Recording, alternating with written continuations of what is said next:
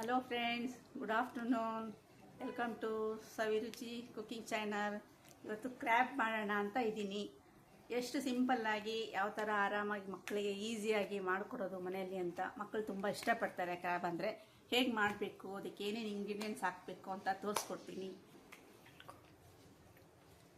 ಒಂದು K G crab ತೊಗೊಂಡಿನಿ. ಇದು ದೊಡ್ಡ ಕ್ರ್ಯಾಬು.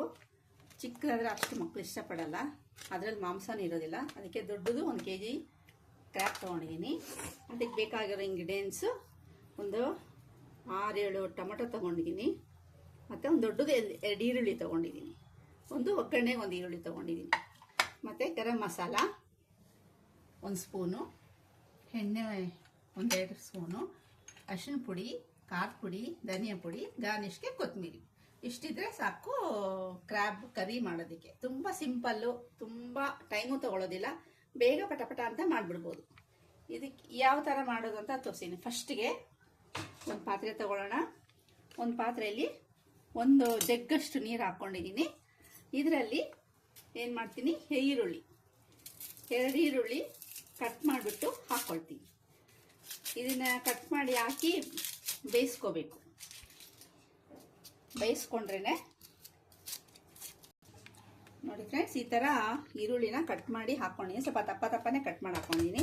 ಮತ್ತು ಟೊಮೊಟೊ ಈ ರೀತಿಯಲ್ಲಿ ಕಟ್ ಮಾಡಿ ಹಾಕ್ಕೊಳ್ಳೋಣ. ಆಮೇಲೆ ಚಿಪ್ಪೆ ತೆಗೆದುಬಿಟ್ಟು ಹಾಕೋದಕ್ಕೆ ಈಸಿಯಾಗಿರುತ್ತೆ. ಈ ಥರ 4 ಭಾಗ ಮಾಡಿಬಿಟ್ಟು ಹಾಕ್ಕೊಳ್ಳೋಣ.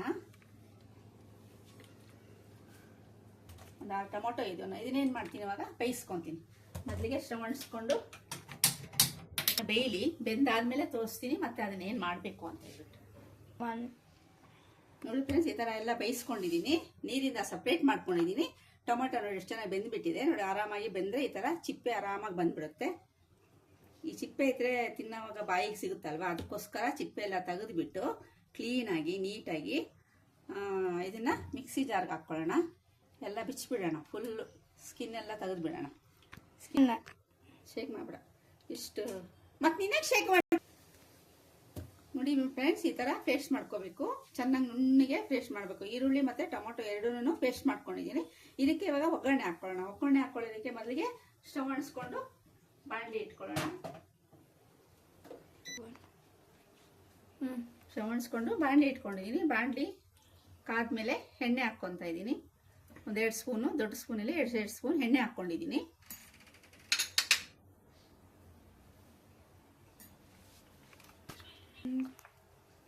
ನೋಡಿ, ಎಣ್ಣೆ ಕಾದಿದೆ. ಈರುಳ್ಳಿ ಹಾಕ್ತಾ ಇದ್ದೀನಿ. ಈರುಳ್ಳಿ ಸ್ವಲ್ಪ ಹಸಿ ವಾಸನೆ ಹೋಗಲಿ. ಚೆನ್ನಾಗಿ ಹಸಿ ವಾಸನೆ ಹೋಗಿ ಈರುಳ್ಳಿ ಹಸಿ ವಾಸನೆ ಎಲ್ಲ ಹೋದ ತಕ್ಷಣ ಇದಕ್ಕೆ 1 ಟೇಬಲ್ ಸ್ಪೂನು ಶುಂಠಿ ಬೆಳ್ಳುಳ್ಳಿ ಪೇಸ್ಟ್ ಹಾಕೋಣ.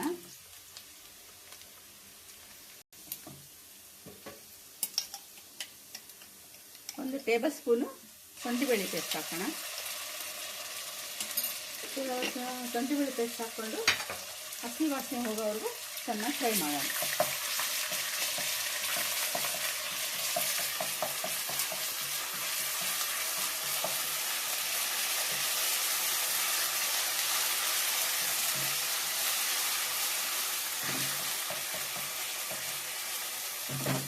ಇದೆಲ್ಲ ಫ್ರೈ ಆದಮೇಲೆ ನಾವು ರುಬ್ಬಿಟ್ಕೊಂಡಿದ್ದೀವಲ್ಲ ಟೊಮೊಟೊ ಮತ್ತು ಈರುಳ್ಳಿ ಎರಡೂ ಇದರಲ್ಲಿ ಹಾಕಿ ಇದನ್ನು ಕೂಡ ಚೆನ್ನಾಗಿ ಫ್ರೈ ಮಾಡೋಣ.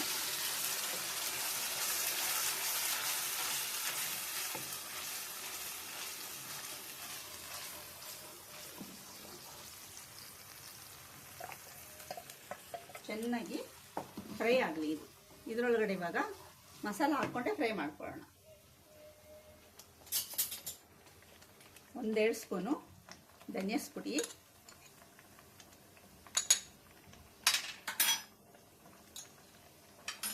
1-2 ಸ್ಪೂನು ಖಾರದ ಪುಡಿ,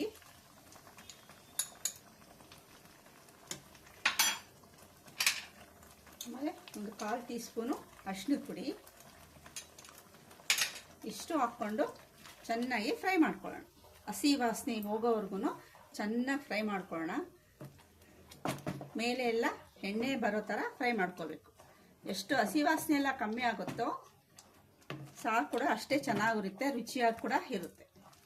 ಇದು ಚೆನ್ನಾಗಿ ಫ್ರೈ ಆಗಲಿ. ಎಲ್ಲ ಫ್ರೈ ಆದಮೇಲೆ ನಾನು ತೋರಿಸ್ತೀನಿ ಯಾವ ಥರ. ಚೆನ್ನಾಗಿ ಫ್ರೈ ಆಗಿದೆ ನೋಡಿ, ಎಣ್ಣೆ ಎಲ್ಲ ಮೇಲ್ಗಡೆ ಬಂದಿದೆ. ಇವಾಗ ಇದಕ್ಕೆ ರುಚಿ ತಕ್ಕಷ್ಟು ಉಪ್ಪು ಹಾಕ್ತಿದ್ದೀನಿ. ಉಪ್ಪು ಹಾಕ್ಬಿಟ್ಟು ಅದಕ್ಕೆ 1 table spoon garam masala powder ಕೂಡ ಹಾಕ್ತೀನಿ. 1 table spoon garam masala powder ಹಾಕಿ ಚೆನ್ನಾಗಿ ಮಿಕ್ಸ್ ಮಾಡೋಣ.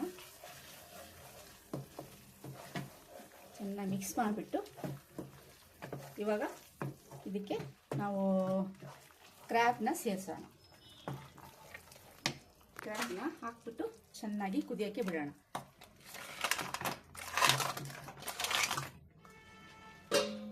ಆಮೇಲೆ ಇದೇ ನೀರು, ನಾವು ಟೊಮೊಟೊ ಬೇಯಿಸಿದ ನೀರಿತ್ತಲ್ಲ, ಇದನ್ನೇ ನೀರೇ ಹಾಕಿಬಿಟ್ಟು ಅದಕ್ಕೆ ಚೆನ್ನಾಗಿ ಬೇಯಿಸ್ಬೇಕು. ಚೆನ್ನಾಗಿ ಬೇಯಬೇಕಲ್ವಾ, ಅದು ಒಳಗಡೆ ಎಲ್ಲ ಮಸಾಲ ಇಟ್ಕೋಬೇಕು, ಚೆನ್ನಾಗಿ ಬೇಯಬೇಕು. ಅದಕ್ಕೆ ಇದೇ ನೀರೇ ಹಾಕ್ಬಿಟ್ಟು ಚೆನ್ನಾಗಿ ಮಸಾಲ ಹಿಡಿಯೋ ಥರ